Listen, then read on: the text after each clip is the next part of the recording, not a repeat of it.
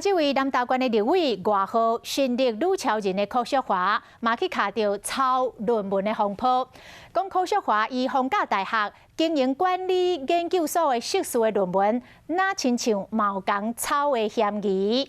促转会政府研究员吴佩荣因为安尼，警惕柯淑华是洗烂女超人。这柯淑华出面来回应，讲伊确实有参考、有引用一寡也未发表的内容，无共表明和清楚，确实有属实，唔是抄的啦。论的部分我没有去，他认为是说我是参考的是这个引用的是黄中原先生的。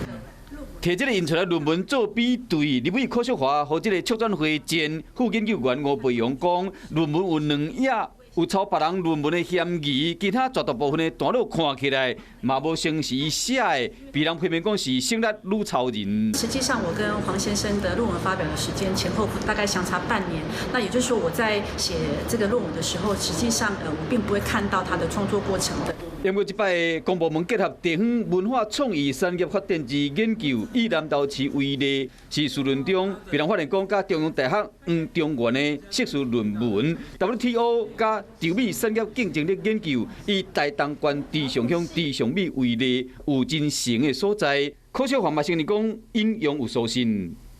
我确实是参考的，是在96年一位暨大博士生他的这个研究的内容。那因为他的这个内容文章并没有发表，所以我当时疏忽，确实没有把它记载哈。作为一个未来县长的参选人，诚信是最重要的。如果连这样的诚信都检验不起，他怎么可以担任我们南投县的大家长？柯淑华是解释讲，虽然讲在面引用出处有淡薄疏忽，不过无背离本身收集资料。家己研究创作硕士论文的学术精神，甲论文的主体性，这摆教训嘛希望讲政治人物会使做参考。